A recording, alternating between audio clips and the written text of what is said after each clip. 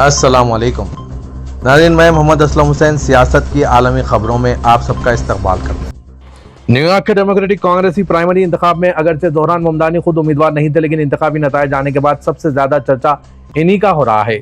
इनकी हिमायत याफ्ता तीनों उम्मीदवारों ने शानदार कामयाबी हासिल की, जिसके बाद सियासी मुबस्सिरीन इन्हें न्यूयॉर्क सियासत का नया किंग मेकर करार दे रहे हैं। सियासी हलकों का मानना है कि गुज़श्ता साल न्यूयॉर्क के मेयर के इंतखाब में इनकी गैर मुतवक्किआ कामयाबी कोई इत्तेफाकी वाक़या नहीं था, बल्कि एक वसी तर सियासी तहरीक का आगाज़ था जो अब शहर और रियासत की सियासत पर गहरे असरात मरतब कर रही है। ज़ोहरान ममदानी ने एक तरक्की पसंद यानी प्रोग्रेसिव और डेमोक्रेटिक सोशलिस्ट सियासतदान है जो गुज़श्ता चंद सालों में न्यूयॉर्क की सियासत में तेजी से उभरे हैं। वो मुआशी मसावत, सस्ती रिहाइश, मजदूरी हुकूक, मुफ्त या कम लागत अवामी खिदमात और फ़लस्तीनियों के हक़ में आवाज़ उठाने के हवाले से जाने जाते हैं। इनकी सियासी मकबूलियत खास तौर पर नौजवान वोटरों, तारिकीन वतन, मुतवस्सित और कम आमदनी वाले तबकों में तेजी से बढ़ी है। गुज़श्ता साल साबिक़ गवर्नर एंड्रयू कुओमो के खिलाफ इनकी मेरियल प्राइमरी में कामयाबी ने अमेरिकी सियासत में एक नई बहस छेड़ दी थी। डेमोक्रेटिक कांग्रेसी प्राइमरी इंतखाबात में ज़ोहरान ममदानी ने 3 उम्मीदवारों की हिमायत की और हैरानकुन तौर पर तीनों कामयाब रहे। वेनेजुएला में आए 2 ताकतवर जल्जलों के नतीजे में कम से कम 32 अफराद हलाक और 700 से ज्यादा जख्मी हो गए हैं, जबकि इमदादी टीमें मलबे तले दबे अफराद की तलाश में जुटी हुई है। रिपोर्ट के मुताबिक हुक्काम ने खबरदार किया कि जैसे जैसे इमदादी टीमें मजीद मुतासरा इलाकों तक पहुंच रही है, हलाकतों की तादाद में मजीद इजाफे का खदशा बढ़ रहा है।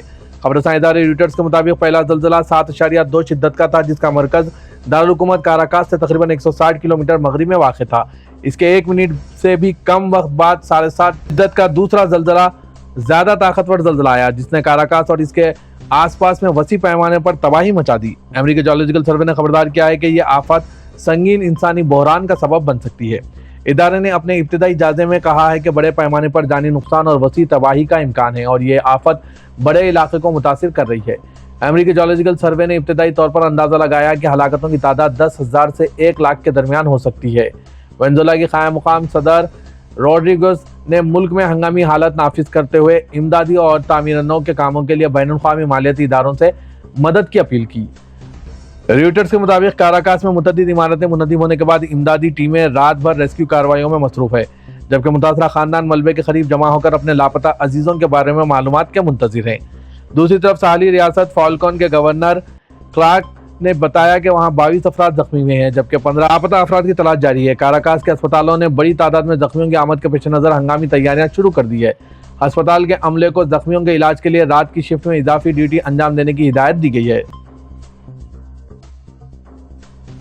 इजराइल ने अमेरिका से तल अवीव एयरपोर्ट खाली करने की दरख्वास्त कर दी। इजरायली मीडिया के मुताबिक इजराइल ने अमेरिका से तल अवीव एयरपोर्ट खाली करने की दरख्वास्त करते हुए अमेरिका से मरकजी बिन गोयर एयरपोर्ट से ईंधन बर्दार जहाज हटाने का भी मुतालबा किया। इजरायली मीडिया ने बताया कि अमेरिका पहले ही बिन गोरियन एयरपोर्ट से 28 ईंधन बर्दार तैयारे मुंतकिल कर चुका है, ताहम इजराइल ने अब मजीद 20 फौजी तैयारे हटाने का मुतालबा किया है। इजरायली मीडिया का कहना है कि इजराइल ने अमेरिका को पैगाम देते हुए कहा कि मौसम गर्मा में शहरी परवाजों में खलल का खदशा है। अमेरिकी ईंधन बर्दार जहाज़ों ने मुसाफिर परवाजों की आमद और रफ्त को मुतासिर किया है। इसके अलावा इजराइल ने अमेरिका से बिन गोरियन एयरपोर्ट पर फौजी तैयारों की तादाद कम करने की भी दरख्वास्त की है। वाज़ेह कि अमेरिकी और इजरायली हुकाम के दरमियान तैयारों की मुंतकली पर सिफारतकारी जारी है। व्हाइट हाउस ने महकूमा जंग के लिए कांग्रेस से 87 अरब डॉलर्स की मंजूरी का मुतालबा किया। अमेरिकी मीडिया के मुताबिक व्हाइट हाउस ने कांग्रेस को खत लिखा है, जिसमें अमेरिकी सदर डोनाल्ड ट्रंप की इंतजामिया ने कांग्रेस से 87.6 अरब डॉलर्स की इजाफी फंडिंग मंजूर करने का मुतालबा किया है। मीडिया रिपोर्ट्स के मुताबिक इस रकम में ज़्यादातर ईरान के खिलाफ जंग में फौरी ज़रूरत के अवामिल पर खर्च की जाएगी। अमेरिकी मीडिया के मुताबिक मजमूई रकम में से 67 अरब डॉलर्स महकूमा जंग के लिए मांगे गए हैं, 21 अरब डॉलर्स असला लेने, जबकि 17.3 अरब डॉलर्स ऑपरेशनल अखराजात के लिए तलब किए गए। इसके अलावा 12 अरब डॉलर खुफिया प्रोग्रामों के मद में तलब किए गए हैं। बाकी रकम में से 11 अरब डॉलर्स अमेरिकी किसानों और तकरीबन 1.5 अरब डॉलर्स वसती अफ्रीका में फैली एबोला की वबा से निपटने के लिए मांगे गए हैं। दुनिया के अमीर तरीन और टेक्नोलॉजी के शोबे की मारूफ कारोबारी शख्सियत एलन मस्क अपनी खरबपति यानी ट्रिलियन एयर हैसियत से महरूम हो गए हैं। गैर मुल्की मीडिया रिपोर्ट्स के मुताबिक महज 2 हफ्ते कबल एलन मस्क अपनी कंपनी स्पेसएक्स के हसस स्टॉक मार्केट में जारी करते ही दुनिया के पहले खरबपति बन गए थे। ब्लूमबर्ग बिलियनर्स इंडेक्स के मुताबिक एलन मस्क की दौलत की मालियत अब 957 अरब डॉलर्स रह गई है, जो 2 हफ्ते पहले 1.11 ट्रिलियन डॉलर्स थी। ये कमी स्पेसएक्स और टेस्ला के हसस में नुमाया गिरावट के बाद सामने आई है। दीगर टेक्नोलॉजी कंपनियों के शेयर्स भी मजमूई तौर पर नीचे आए हैं। इस कमी की वजह से तवील मुद्दत में मसनूई ज़हानत के मुनाफा बख्श होने के बारे में बढ़ते हुए शुकूक व शुबात हैं। اس نقصان کے باوجود ایلن مسک اب بھی دنیا کے امیر ترین شخص ہیں اور ان کی دولت اب بھی ان کے قریب ترین حریفوں سے کہیں زیادہ ہے۔ امریکہ کے صدر ڈونلڈ ٹرمپ نے کہا ہے کہ واشنگٹن وینزویلا کی مدد کے لیے تیار ہیں۔ ڈونلڈ ٹرمپ نے وینزویلا میں 2 شدید زلزلوں کے بعد آج اپنے social media plate form truth social سے جاری کردہ ایک پیغام میں کہا ہے کہ وینزویلا کے عظیم عوام ابھی 2 بڑے زلزلوں کی زد میں آئے ہیں جو نہ صرف شدت کے لحاظ سے بہت بڑے تھے بلکہ ان کے نتیجے میں تباہ کن جانی نقصان بھی ہوا ہے۔ انہوں نے مزید کہا کہ امریکہ مدد فراہم کرنے کے لیے تیار اور اس کا خواہش مند ہے اور مکمل طور پر اس کا اہل بھی ہے۔ ڈونلڈ ٹرمپ نے یہ بھی کہا ہے کہ انہوں نے تمام وفاقی اداروں کو ہدایت دی ہے کہ وہ تیزی سے کارروائی کے لیے تیار رہیں۔ امریکی صدر نے مزید کہا کہ ہم اپنے نئے اور عظیم دوستوں کے ساتھ کھڑے رہیں گے۔ امریکی جیولوجیکل سروے کی تازہ ترین تکنیکی معلومات کے مطابق وینزویلا کے شمالی علاقے کے ایک کے بعد ایک دیگر 2 طاقتور زلزلوں نے شدت سے ہلا کر رکھ دیا۔ ماہرین زلزلے کے مطابق پہلا زلزلہ 7.2 شدت کا تھا جو ریاست یاراکوئی کے دارالحکومت سان فیلپے کے قریب آیا۔ اس کے صرف 40 سیکنڈ بعد یومارے کے جنوب مشرق میں 7.5 شدت کا ایک اور زیادہ تباہ کن مرکزی زلزلہ آیا۔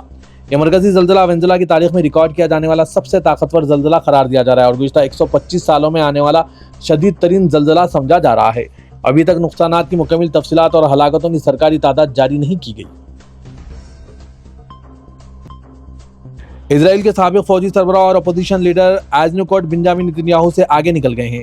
آج شائع ایک نئے عوامی سروے میں اپوزیشن لیڈر کو وزیر اعظم بنجامن نتنیاہو سے آگے نکل گئے۔ یہ نتیجہ اپوزیشن شخصیات یائر لیپڈ اور نفتالی بینٹ کی عوامی حمایت میں کمی کے بعد سامنے آیا۔ اسرائیل کے چینل 13 ٹی وی چینل پر نشر ہوئے سروے نتائج کے مطابق 43% شرکاء نے ایزنکوٹ کو وزارت عظمیٰ کے لیے زیادہ موزوں قرار دیا اور 39% نے نتنیاہو کو ترجیح دی ہے۔ سروے نتائج کے مطابق اپوزیشن لیڈر بینٹ پر 21% کے مقابلے میں 42% کی برتری رکھتے ہیں اور نتنیاہو نے بینٹ کو 41% کے مقابلے میں 44% سے پیچھے چھوڑ دیا۔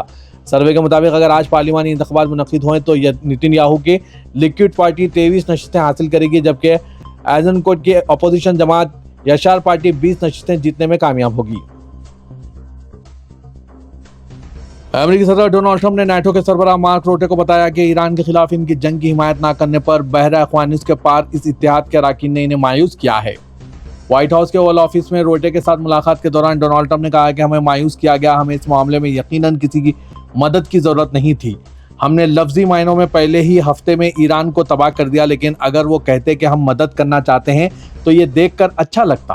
دوسری طرف مارک روٹے نے نیٹو ممالک کے موقف کا دفاع کرتے ہوئے کہا کہ جنگ کے دوران یورپ میں قائم اڈوں سے پرواز کرنے والے 4000 سے 5000 امریکی طیارے موجود تھے۔ ملاقات کے بعد صحافیوں سے گفتگو کرتے ہوئے نیٹو رہنما نے کہا کہ ڈونلڈ ٹرمپ اتحاد کے ساتھ مکمل طور پر مخلص ہیں اور کسی بھی حملے کی صورت میں واشنگٹن یقیناً یورپ کا تحفظ کرے گا۔ ٹرمپ کی جانب سے نیٹو پر یہ تنقید ایک ایسے وقت میں سامنے آئی ہے جب 32 رکن ممالک کے رہنما 7 سے 8 جولائی کو ترکیہ کے دارالحکومت انقرہ میں ہونے والے سربراہی اجلاس میں شرکت کے لیے یکجا ہونے میں مصروف 2 ہفتے باقی رہ گئے ہیں۔ ٹرمپ کا یہ دوسرا صدارتی دورہ نیٹو اتحادیوں کے ساتھ کشیدگی کے ساتھ گزرا ہے جس میں گرین لینڈ کا معاملہ بھی شامل ہے، جہاں صدر نے ہفتوں کی دھمکیوں کے بعد جنوری میں پیچھے ہٹنے سے پہلے گرین لینڈ کو امریکہ میں ضم کرنے کی دھمکی دی تھی۔ واشنگٹن نے یورپ کو یہ بات بھی واضح طور پر پہنچا دی ہے کہ وہ اپنی توجہ چین کے طرف منتقل کر رہا ہے، اس لیے وہ چاہتا ہے کہ یورپ کے نیٹو اتحادی اپنے روایتی دفاع کی بنیادی ذمہ داری خود سنبھالے۔ ٹرمپ انتظامیہ نے ترکیہ کو $750 ملین مالیت کے F-110 جیٹ انجن فروخت کرنے کے لیے کارروائی کا آغاز کر دیا۔ میڈیا میں آئی خبروں کے مطابق انتظامیہ نے جنرل الیکٹرک کے تیار کردہ ان انجنوں کی فروخت جاری رکھنے کے اپنے ارادے سے کانگریس کو آگاہ کر دیا ہے، جو ترکیہ کے پہلے مقامی جنگی طیارے کان کو قوت فراہم کریں گے۔ انتظامیہ نے ترکیہ کے صدر رجب طیب اردوغان کو خطے میں ایک اہم شراکت دار قرار دیا۔ اس اقدام کو اگلے ماہ انقرہ میں ہونے والے نیٹو سربراہ اجلاس سے قبل ترکیہ کے لیے ایک اہم سفارتی پیش رفت اور خیر سگالی کا اشارہ سمجھا جا رہا ہے، جہاں امریکی صدر ڈونلڈ ٹرمپ کی صدر اردوغان سے ملاقات متوقع ہے۔ توقع ہے کہ اس فروخت کے معاملے کو آنے والے دنوں میں حتمی شکل دے دی جائے گی، جس کے بعد امریکی محکمہ خارجہ کی جانب سے کانگریس کو باضابطہ طور پر مطلع کیا جائے گا۔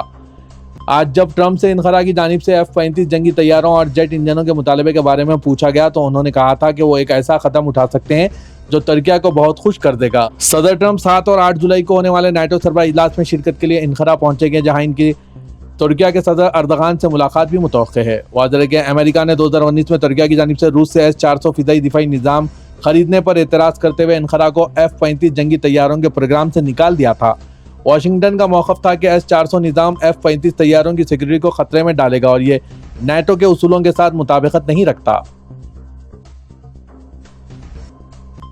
यूरोपीय यूनियन के वज़राए माहौलियात के इजलास में आज जुमेरात को एक गैर मामूली मेहमान ने सबकी तवज्जो अपनी जानिब मबजूल करा दी, जब स्वीडन की वजीर माहौलियात रोमिना पोरमुख्तारी अपने 3 माह के बेटे एडम के साथ लेकर इजलास में पहुंच गई। बरतानी खबरसां इदारे रॉयटर्स के मुताबिक स्वीडिश वजीर ने अपने इस इक़दाम का मकसद वालिदैन खुसूसन ख़वातीन के लिए ऐसी पॉलिसियों की अहमियत उजागर करना करार दिया जो इन्हें मुलाजमत और ख़ानदानी जिम्मेदारियों में से किसी एक का इंतखाब करने पर मजबूर ना करें।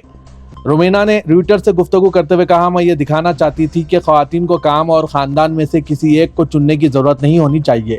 अलबत्ता इसके लिए एक ऐसे शरीक हयात का होना भी ज़रूरी है जो जदीद सोच रखता हो और जिम्मेदारियां बांटने के लिए तैयार हो। यूरोपीय यूनियन कौंसिल के एक अहदेदार ने तस्दीक की कि इदारे के इल्म के मुताबिक पहली बार किसी बच्चे ने यूरोपीय यूनियन के वज़ारती इजलास में शिरकत की है।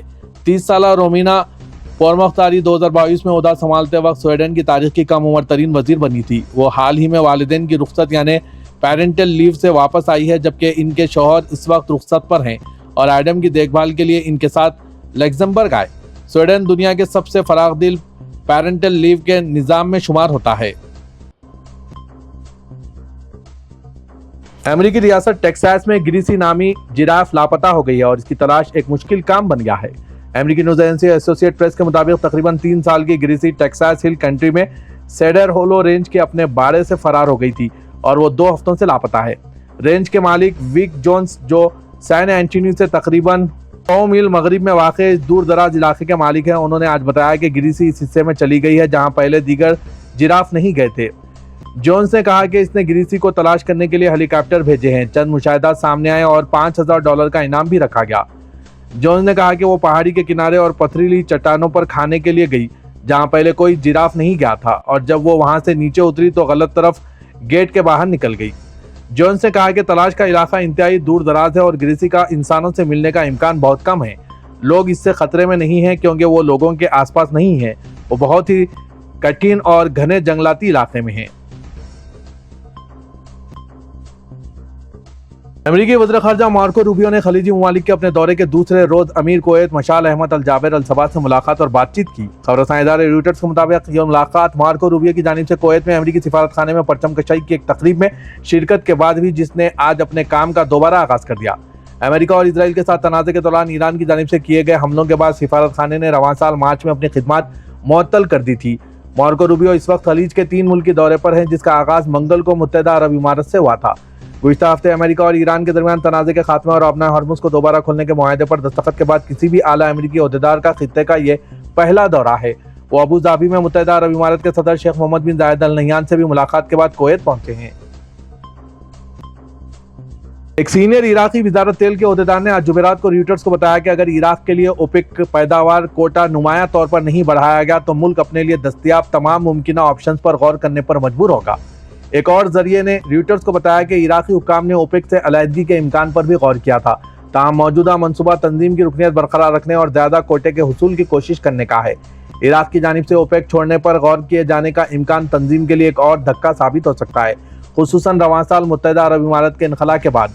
इराक ओपेक के 5 बानी अराकीन में से एक है और इस तंजीम का क़याम भी इराकी दारुलहुकूमत बगदाद में अमल में आया था। ओपेक ने इस मामले पर तबसरे की दरख्वास्त का फौरी जवाब नहीं दिया।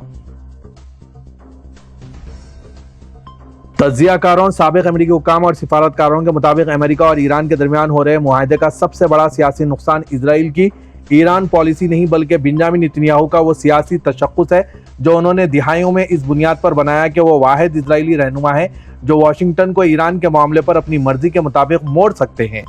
बरतानवी खबरसां इदारे रॉयटर्स के मुताबिक बेंजामिन नेतन्याहू ने अपनी सियासी शिनाख्त इस दावे पर कायम की है कि वो अमेरिका और इसराइल को ईरान के मामले पर स्ट्रैटेजिक हम आहंगी में रख सकते हैं। उन्होंने रिपब्लिकन हिमायत को परवान चढ़ाया और खुद को ऐसे रहनुमा के तौर पर पेश किया जो अमेरिकी सुदूर को मुतासिर कर सकता है। इनका इसरार था कि सिर्फ मुसलसिल अस्करी दबाव ही तेहरान को काबू में रख सकता है। अपने उरूज पर इन्हें सिफारतकारों ने अमेरिका के कान में सरगोशी करने वाला कहा। वो रहनुमा जो फ़ोन उठाकर वाशिंगटन की हिकमत अमली को इसराइल के मुताबिक कर सकता था।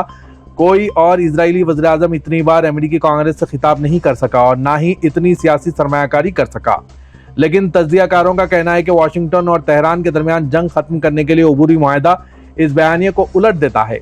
अब नेतन्याहू को अमेरिकी सदर डोनाल्ड ट्रंप की पॉलिसी कबूल करना पड़ रही है जो इजरायली एतराज़ात को रुकावट समझते हैं। सऊदी वज़ीर ख़ारजा शहजादा फैसल बिन फरहान ने जीसीसी अमेरिका के वज़ारती इजलास में शिरकत के लिए बहरीन पहुंच गए। एसपीए के मुताबिक मनामा इंटरनेशनल एयरपोर्ट पर बहरीन के वज़ीर ख़ारजा डॉक्टर अब्दुल लतीफ़ बिन राशिद ज़यानी ने इनका खैर मुक़द्दम किया। वज़ारती इजलास में जीसीसी के रुकन मुल्कों और अमेरिका के दरमियान स्ट्रैटेजिक ताउन और मुश्तरका तरजीहात पर तबदला ख्याल किया जाएगा। वाज़ह के अमेरिकी वज़ीर ख़ारजा मार्को रूबियो जो खलीजी मुल्कों के दौरे पर है, मुत्तहिदा अरब इमारात और कुवैत के बाद अपने दौरे के आखिरी मरहले में बहरीन पहुंच रहे हैं, जहां वो आज जुमेरात को खलीज ताउन काउंसिल के अहम इजलास में शिरकत किए। सऊदी अरब और पाकिस्तान ने गुज़िश्ता साल स्ट्रैटेजिक नवियत के बाहमी दिफाई मुआहदे पर दस्तखत किए तो इस सिक्योरिटी मुआहदे को एक ऐसे शराकत दारी के कुदरती अगले मरहले के तौर पर बड़े पैमाने पर सराहा गया जो कई दिहाइयों से इर्तिका पजीर हुई है। ताहम इस तरह के इंतजाम की हकीकी कदर सिर्फ बहरान के वक्त में सामने आती है। ईरान तनाज़े ने इस दिफाई मुआहदे और वसीतर सऊदी पाकिस्तानी स्ट्रैटेजिक ताल्लुकात का पहला बड़ा इम्तिहान लिया।